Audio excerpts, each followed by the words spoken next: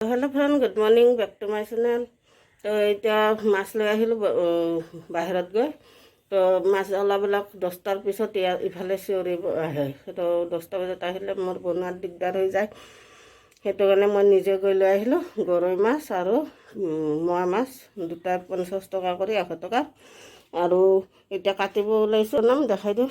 এয়া কাঠআলু, আজি 2 সপ্তাহমান হ'ল আনি থৈছিলোঁ কাঠআলু। কাঠলি দি মাছ বনাম, গৰৈ মাছ, আৰু এইটো ভাজি থৈ দিম মোৱা মাছটো। আৰু এইবিলাক লৈ লৈছোঁ, বিলাহী কাঠআলুত দিব, আৰু স্কচ শুকানকৈ ভাজিম।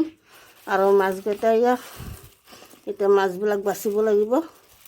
এইবিলাক কাটি কুটি ৰেডি কৰি লওঁ, তাৰপিছত বাচন চাচন ধুই বনাই চনাই আৰু একে ইয়াত কামত যাব লাগিব। আজিৰ পৰা কাম আছে আৰু ডিউটি আছে। তো আজিৰ পৰা আৰু বাছ ডিউটি যেতিয়ালৈকে বন্ধ নহয়।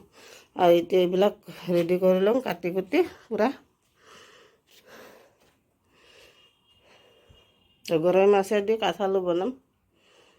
বহুত দিন হ'ল কাঠআলু খোৱাই নাই, আনি থৈ দিছিলোঁ খাম বুলি, খোৱাই হোৱা নাই।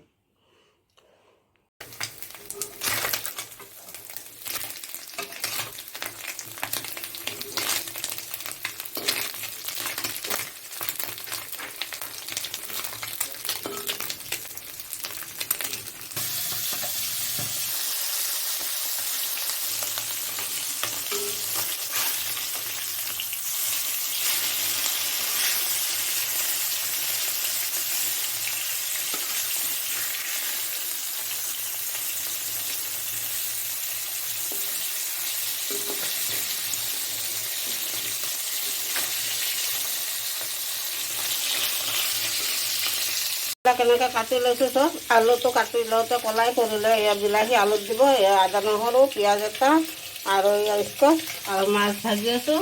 মাছ ভাঙা এইখিনি হৈ গ'ল, মোৱা মাছখিনি। এতিয়া গৰৈ মাছখিনি ভাজি আছোঁ।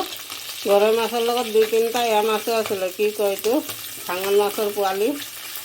তো এইখিনি ভাজি আছোঁ। এতিয়া এইখিনি ভজা হ'লে স্কচখিনি ভাজিম, তাৰপিছতে আলুৰ চব্জিখন বনাম।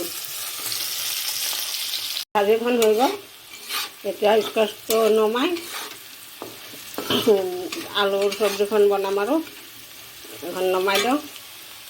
পিঁয়াজ আদা নহৰু আৰু কেঁচা জলকীয়া খুন্দা দি দিছোঁ। পিঁয়াজটো ব্ৰাউন কালাৰ হৈ গৈছে। এতিয়া টমেটো দি দিম।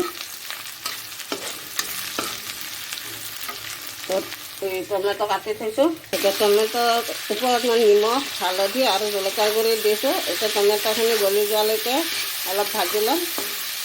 টমেটোখিনি গলাৰ পিছত আলুখিনি দি অলপ ভাজি পানী দিম, আলুখিনি সিজালৈকে।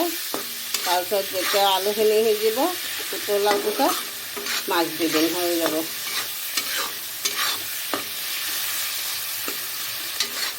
টমেটোখিনি বঢ়িয়াকৈ সিজাই ল'ম। টমেটো সিজি গৈছে, আলু দি দিলোঁ। আলুখিনি দি অলপ ভালদৰে এতিয়া ভাজিম। এতিয়া ধনিয়া গুড়ি, জিৰা গুড়ি আৰু অকণমান গৰম মছলাৰ গুড়ি দিম। আলুখিনি সিজাৰ কাৰণে আৰু পানী দিম। তাৰপিছত আলুখিনি সিজিলে মাছ দি দিম। মাছৰ চব্জিখন হৈ গ'ল আলু দি।